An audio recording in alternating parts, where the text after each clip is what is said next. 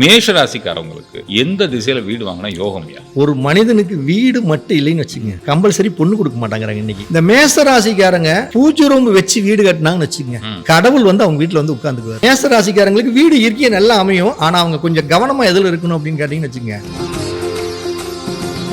நம்ம மேஷராசி வீடு கட்டுறவங்களை பத்தி பேசுறோம். கீழே நம்ம உறவுகள் என்ன கேட்பாங்க, ஏங்க வீடே கட்ட முடியலங்க, அதுக்கு வழி இல்லையே, அதுக்கு என்ன சொல்றீங்கன்னு கேட்பாங்க. இப்ப என்ன பரிகாரம் பண்ணா நல்லா இருக்கணும்னா, கிருஷ்ணருடைய தெய்வ படத்தை லேமினேஷன் ஒண்ணு பண்ணிக்கங்க. பண்ணி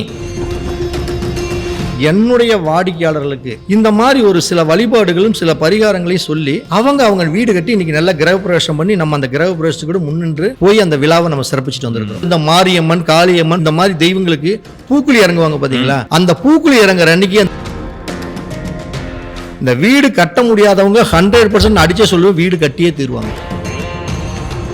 பணங்காசு பத்தி சொல்ல, உங்களுடைய உடல் உழைப்பு தான் நம்ம பரிகாரமா செய்ய சொல்றோம். வைகாசி மாசம் ரோகிணி நட்சத்திரத்து அன்னைக்கு சுகமே சொல்லுயா.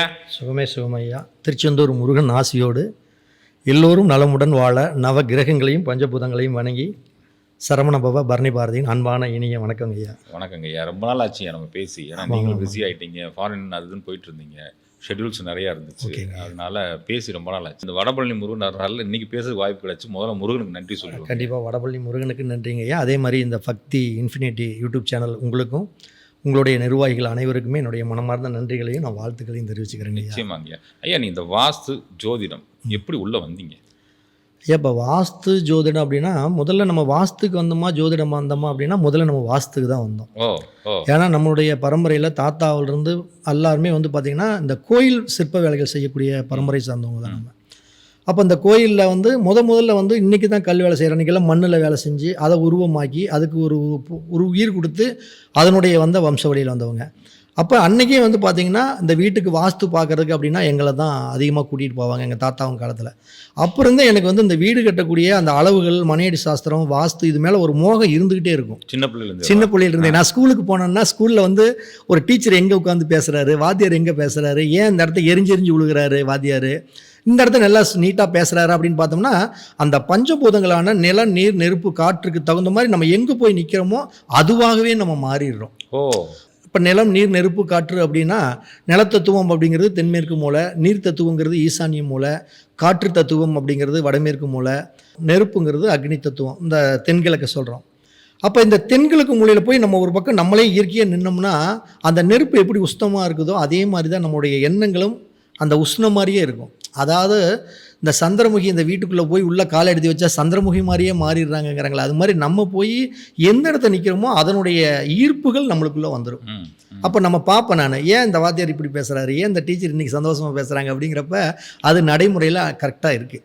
அப்போ அதனோட அடிப்படையில் தான் நம்ம இந்த வாஸ்துகளுக்கு போய் அப்படியே போக போக என்னதுன்னா, என்னதான் நம்ம வந்து நீட்டாக அளவுகள் போட்டு வாஸ்து போட்டு மனையடி சாஸ்திரத்துடைய பழைய பஞ்சாங்கங்களையெல்லாம் தொகுத்து ஒருத்தருக்கு அழகாக மேப் போட்டு கொடுத்தா கூட செக் எங்கே வைக்கிறாங்க அப்படின்னா, நாங்கள் எங்களுடைய குடும்ப ஜோதிடர் இருக்காங்க, அவங்கக்கிட்ட நாங்கள் பார்த்துட்டு வந்துட்டு என்னைக்கு நாள் குறிக்கலாம் அப்படிங்கிறாங்க. அப்போ இந்த வாஸ்துவும் என்னதான் நம்ம தெரிஞ்சாலும், இந்த மனையடி சாஸ்திரம் தெரிஞ்சாலும், ஆனால் ஜோதிடம் ஒன்று அப்படிங்கிறது அங்கே ஒரு முக்கியமான ஒரு மூலாதாரமாக இருக்குது. அப்போ ஏன் நம்ம ஜோதிடத்தை கற்றுக்கூடாதுன்ட்டு 98 நம்ம இந்த ஜோதிடத்துறைக்கு அப்படியே தேடல், ஒவ்வொருத்தர்கிட்டையும் தெரிஞ்ச நம்ம ஜோதிடர் இருக்காங்கன்னா அவங்ககிட்ட போய் அவங்ககிட்ட உட்காரது, இப்படி அந்த ஜோதிடத்தை முழுசாக நம்ம ஓரளவுக்கு கற்றுக்கிட்டனால இன்றைக்கி என்னென்னா நம்ம வந்து முழுக்க ஒரு ஜோதிடம், ஒரு பிரசன்னம், வாஸ்து, மனையடி சாஸ்திரம், ஜாமக்கோல் பிரசன்னம், ஒரு இடத்த நம்ம எப்படி தேர்ந்தெடுத்து கொடுக்கணும், அவங்களுக்கு எப்படிப்பட்ட வீடு அமைச்சு கொடுக்கணும், அது பழைய காலத்து முறையில் அந்த மனை பொருத்தம் அப்படிங்கிறாங்களே, அந்த ஆதாயம், விரயம், யோனி, ராசி, நட்சத்திரம், இவருக்கு யோகம் இருக்குதா, அதிர்ஷ்டம் இருக்குதா, வீட்டுக்கு கண் இருக்குதா, வீட்டுக்கு உயிர் இருக்குதா,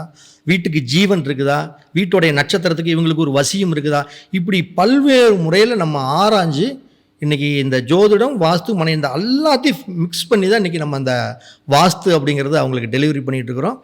நிறைய 1000க்கு மேற்பட்ட பிளான்களை நம்ம போட்டு கொடுத்துருக்குறோம். எல்லா வாடிக்கையாளரும் இன்றைக்கி மனநிறைவாக இருக்காங்க. அவங்களோட மனநிறைவே நம்மளுக்கு ஒரு முழுக்க ஒரு சந்தோஷமாக இருக்குங்க. தங்கப்பண்ணை கிளாஸ்ல உங்களை பார்த்துருக்கேன், அங்கேயும் படிச்சுட்டு இருக்கேன், ஐயா கிட்டையும் படிச்சுட்டு இருக்கிறேன். ஏன்னா இப்போ நம்ம வந்து இது வரைக்கும் நம்ம வந்து பெருசாக நம்ம யார் மேலேயும் ஒரு ஈர்ப்பு வராது. ஆனால் தங்கப்பாண்டியன் ஐயா மேலே எனக்கு வந்து ஒரு அளவு கடந்த ஒரு ஈர்ப்பு இருக்கும். அதாவது வந்து தன்னுடைய கலையை வந்து மற்றவங்களும் கற்றுக்கணும், அந்த கலையின் மூலம் அவர்கள் வாழ்வாதாரத்துக்கு மிகப்பெரிய வலிமை சேர்த்தணும், ஜோதிடர்கள் நல்லா இருக்கணும் அப்படின்னு நினைக்கக்கூடிய ஒரு மகன்னா தங்கப்பாண்டியன் ஐயா. அவரை நான் கண்டிப்பாக இந்த நேரத்தில் வந்து நான் வணங்கிக்கிறேங்க. நிச்சயமா எல்லா ராசிக்கும் ஒரு கவலை இருக்குங்க. என்னன்னா வீடு வாங்கணும்னு ஒரு கவலை இருக்கும், வாங்கின வீடு எந்த திசையில் இருக்கணும் அப்படின்னு ஒரு கவலை இருக்கும், வாஸ்து எப்படி இருக்கணும் ஒரு கவலை இருக்கும். மேஷ ராசிக்காரவங்களுக்கு எந்த திசையில் வீடு வாங்கினா யோகம்யா? ஐயா பொதுவாகவே ஒரு மனிதனுக்கு வீடு மட்டும் இல்லைன்னு வச்சுக்கோங்க, கம்பல்சரி பொண்ணு கொடுக்க மாட்டாங்கிறாங்க இன்னைக்கு. உண்மை உண்மை. அப்போ வீடு வந்து நீங்கள் என்னதான் வந்து ஒரு வேலையில் பணம் காசு தோட்டம் துறவுன்னு இருந்தால் கூட தங்குறதுக்கு ஒரு வீடு வேணுங்க ஐயா. அப்படி வீடு இல்லை அப்படின்னா முதல்ல பொண்ணு இல்லை. இல்லை உண்மை தான். நீங்கள் உணவு உடுத்த வந்து முதல்ல இருப்பிடம் நல்லா உட்கார்ந்த இடத்துல இருந்தால் தான் நம்ம நல்ல சாப்பாடு சாப்பிடும். அப்போ மேச ராசி அப்படின்னாவே பொதுவாக இந்த ராசிக்காரங்களுக்கு நம்ம வீடு அப்படிங்கிறதோட லக்னத்தை அடிப்படையிலையும் பார்த்தாலும் சில ஒர்க் அவுட் ஆகும். ஆனால் ராசிப்படி பர்டிகுலராக அப்படின்னா நம்மளுடைய ராசிக்கு முன்னாடி இருக்கக்கூடிய ராசி, பின்னாடி இருக்கக்கூடிய ராசி அப்படின்னு என்ன, நம்மளுடைய ராசிக்கு 12வது ராசி அல்லது 2வது ராசி, இல்லை நாம் சந்திக்கக்கூடிய நபர் அப்படிங்கிறது 7வது ராசி. இந்த திசை என்ன திசையோ அதனுடைய தலைவாசல் கிட்டத்தட்ட எல்லாத்துக்கும் நம்ம பார்த்த வகையில் ஒரு சிறப்பான ஒரு முன்னேற்றத்தை கொடுக்குது. இப்போ மேச ராசின்னு வச்சுங்களேன், மேச ராசி அப்படின்னா மேசத்துக்கு பின்னாடி இருக்கிறது மீனராசி. மீனராசியோடைய திசை அப்படின்னா வடக்கு திசை. அதே ஒரு மேச ராசிக்கு அடுத்தது அப்படிங்கிறது வந்து பார்த்திங்கன்னா தெற்கு திசை. அப்போ இந்த மேச ராசிக்காரங்களுக்கு வடக்கு திசையும் தெற்கு திசையிலையும் அவங்க நிறைய அந்த வீட்டில் வசித்தவங்களை நம்ம பார்த்துருக்குறோம். அவங்க நல்ல செல்வ செழிப்பாகத்தான் சிறப்பான முன்னேற்றங்களோடு இருக்கிறாங்க. அதே மாதிரி மேச ராசிக்கு 7வது திசை. அப்போ 7வது அப்படிங்கிறது நம்மளுக்கு வந்து என்ன வருது, துலாமாக வருது, சுக்கிரனுடைய வீடாக வருது. அதுவுமே பார்த்தீங்கன்னா மேற்கு அப்படிங்கக்கூடிய ஒரு அமைப்பை காட்டுது.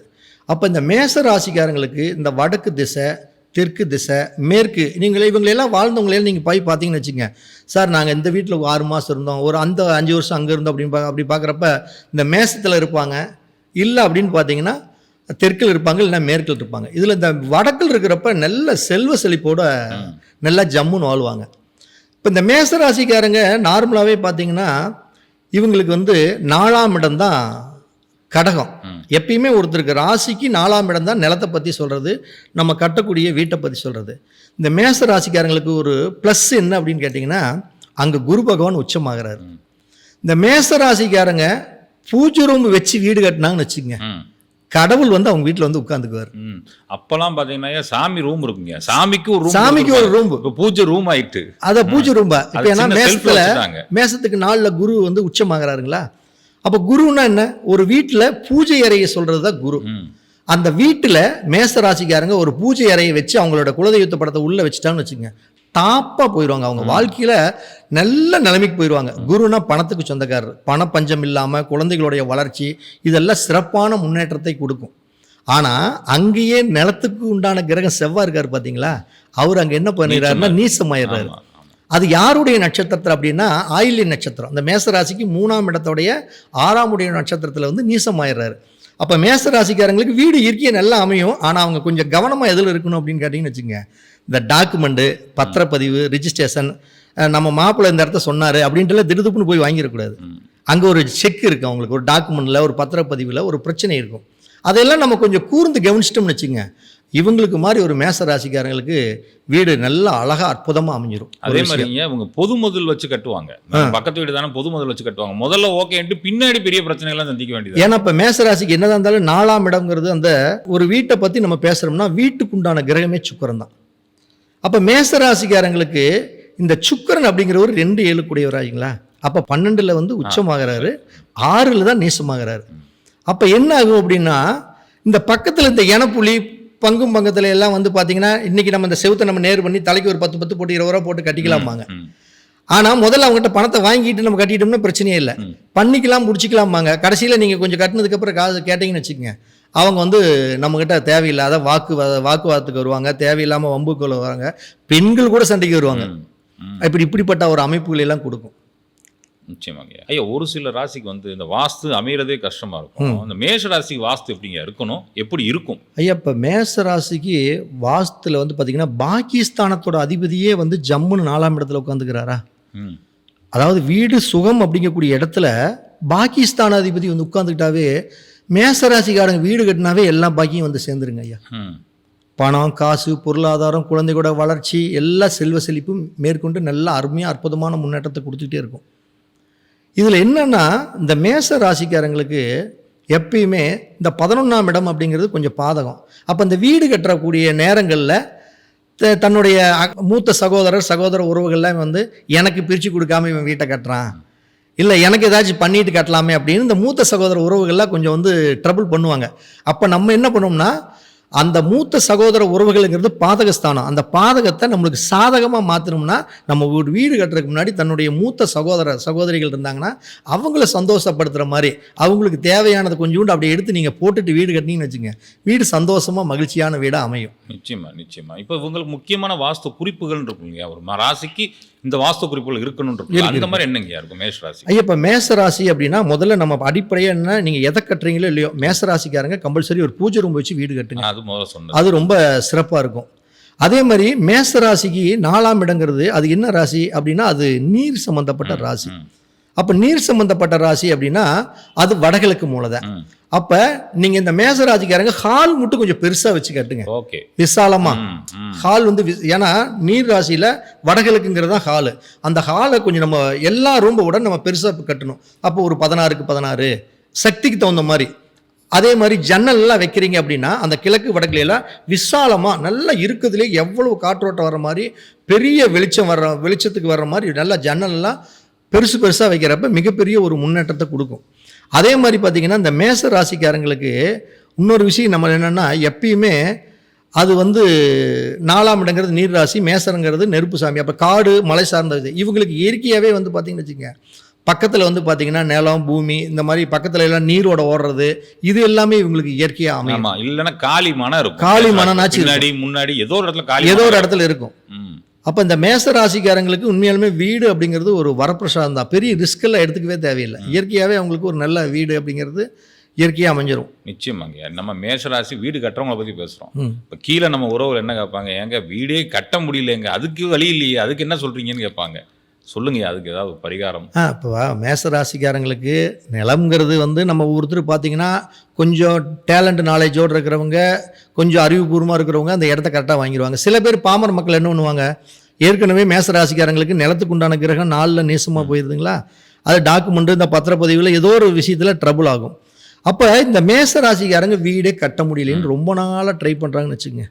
இல்லை நான் நிலத்தை வாங்கிட்டேங்க ஆனால் கட்ட முடியல அப்படின்னு சில பேர் இருப்பாங்க. ஒருத்தர் நிலமே வாங்க முடியல, ஒரு ஆள் வந்து நிலத்தை வாங்கிட்டங்க வீடே கட்ட முடியல அப்படின்னா அவங்களுக்குன்னு நான் இதுவரைக்கும் என்னுடைய வாடிக்கையாளர்களுக்கு இந்த மாதிரி ஒரு சில வழிபாடுகளும் சில பரிகாரங்களையும் சொல்லி அவங்க வீடு கட்டி இன்றைக்கி நல்லா கிரகப்பிரவேசம் பண்ணி நம்ம அந்த கிரகப்பிரவேசத்துக்கு கூட முன்னின்று போய் அந்த விழாவை நம்ம சிறப்பிச்சுட்டு வந்திருக்கிறோம். நீங்கள் தான் வாஸ்தும் போட்டு கொடுத்துருப்பீங்க, மேப்பும் போட்டு கொடுத்துருக்குறோம், ஜாதகமும் நம்ம தான் பார்த்துருக்குறோம், பிளான் A to Z அந்த வீட்டை பொறுத்த அளவுக்கு நம்ம தான் அந்த அளவுக்கு பண்ணி கொடுத்துருக்குறோம். நம்ம நடைமுறையில் அந்த வீட்டையே காட்டலாம் தாராளமாக. அப்போ இவங்களுக்கு இப்போ என்ன பரிகாரம் பண்ணால் நல்லா இருக்கணும்னா கிருஷ்ணருடைய படம். நம்ம தெய்வங்களில் எப்பயுமே ஒரு விஷயம் என்னன்னா தெய்வ வழிபாடுக்கு நிகர் எதுவும் கிடையாது, தான தர்மத்துக்கு நிகர் எதுவுமே கிடையாது. பரிகாரங்கள்னா இந்த ரெண்டே தான், தான தர்மம் தெய்வ வழிபாடுகள். ஒரு உயிரை வளர்க்கிறது ஒன்று, தான தர்மம் தெய்வ வழிபாடு. இந்த 3 விதமான செயல்பாடுகள்னால தான் ஒரு விஷயத்தை நம்ம சக்சஸ் பண்ணவே முடியும். அதுக்கு மேல பரிகாரமே கிடையாது. நேற்று இன்று நாளை அப்படிங்கிற மாதிரி, நேற்றுனா தெய்வ வழிபாடு, இன்றுனா அன்னதானம் பண்றது, நாளை எப்படின்னா ஒரு மரத்தை நட்டு அதை வளர்த்தி அந்த மரம் காய்ச்சி நாளைக்கு பலன் அடைகிறது. மரமும் ஒரு உயிர் தானே, அதான் மரம் உயிருங்க, அது உடனே இன்னைக்கு நட்டோன்னே அது பயன் தராதல்ல, நாளைக்கு தரும். தெய்வ வழிபாடுங்கிறது நேத்து தரும், ஆனா அன்னதானங்கிறது இன்றைக்கே நம்ம பண்ணக்கூடிய விஷயம். அப்ப நம்ம கிருஷ்ணருடைய தெய்வ படத்தை லேமினேஷன் ஒன்று பண்ணிக்கிங்க, பண்ணி நீங்க எந்த கோயில் வேணுமாலும் சரி அந்த கோயிலில் கொண்டு அந்த கிருஷ்ணருடைய படத்தை அந்த கோயிலில் கொடுத்துருங்க. ஒன்று மாரியம்மன் காளியம்மன் எந்த கோயிலில் வேணுமாலும் கிருஷ்ணருடைய படத்தை தாராளமாக கொண்டு எங்கள் கோயிலில் ஒன்று கொடுத்துருங்க. அடுத்தது என்னன்னா இந்த நாவல் பழம் நீங்கள் கேள்விப்பட்டிருக்கிறீங்க. நாவல் மரத்தை உங்களுக்கு எங்கே காலி இடமா இருக்குதோ, இல்லை கோயில் எங்கே இருக்குதோ, இல்லை பொது இடம் எங்கே இருக்குதோ அந்த நாவல் மரத்துக்கு நீங்கள் தண்ணி ஊற்றி அந்த மரத்தை நீங்கள் வளர்ந்துன்னு வச்சுக்கோங்க. இந்த வீடு கட்ட முடியாதவங்க 100% அடிச்சே சொல்லுவோம், வீடு கட்டியே தீருவாங்க. அந்த செடியை வாங்கி வச்சுட்டு தண்ணி ஊற்றி செடியை வச்சு அந்த மரம் வளர வளர அவங்க வீடு வளர்ந்துகிட்டே இருக்கும். நாவல் மரத்துக்கு அவ்வளோ ஒரு சக்தி யாருக்கு இருக்குதுன்னா மேச ராசிக்காரங்களுக்கு மட்டும்தான் இருக்குது. நம்ம மற்ற ராசிக்காரங்களுக்கு இருக்காது. மேச ராசிக்காரங்களுக்கு நாவல் மரத்தை வச்சு வச்சு கொடுக்கறது நல்லா இருக்கும். இப்போ மேச ராசிக்கு 4ஆம் இடத்தை வந்து நம்ம என்ன சொல்றோம், கடகம்னு சொல்றோம், சந்திரன் சொல்றோம். சந்திரனாவே உணவுப் பொருள்கள் தான். அப்போ அவங்களுடைய ஜாதகத்தையும் நம்ம பார்க்கணும். எடுத்தோம்னா ராசி பற்றியே நம்ம பேசிட்டு இருக்கக்கூடாது. அவங்களுடைய ஜாதகத்தில் இந்த சந்திரன் வந்து சாதகம் இல்லாமல் இருக்குது. லக்னத்திலிருந்து 6ல் மறைஞ்சிருச்சு, 6ல் மறைஞ்சிருச்சு, 8ல் மறைஞ்சிருச்சு, 12ல் மறைஞ்சிருச்சு, இல்லை சூனியத்தில் போய் மாட்டிக்கிட்டாரு, முடக்கில் மாட்டிக்கிட்டாரு, இப்படி எல்லாம் நிறைய இருக்கு இல்லைங்க. இது மாதிரி சாதகம் இல்லாமல் இருந்துட்டா அந்த நாவல் பழத்தை அவங்க தானம் பண்ணுனா மிகப்பெரிய சக்சஸ் ஆயிடலாம். ஜாதகத்தை பார்த்துக்கணும், ஒரு வாட்டி ஜாதகத்தையும் நம்ம பார்த்துக்கணும். அந்த கிரகம் சந்திரன் இவங்களுக்கு நல்லா இருந்துட்டா அந்த உணவுகளை இவர்கள் சாப்பிடலாம். இல்லைன்னா அந்த உணவுகளை இவர்கள் தானம் பண்ணலாம். தானம் பண்ணுனாங்கன்னா மிகப்பெரிய ஒரு பலன் இவங்களுக்கு அற்புதமா இருக்கும். நிச்சயமா. அதே மாதிரி சந்திரன் தான் 4ஆம் இடமா, அந்த அப்ப சந்திரனாவே அன்னதானம் தான், சந்திரனாவே நீர் தான், லிக்விட் தான்.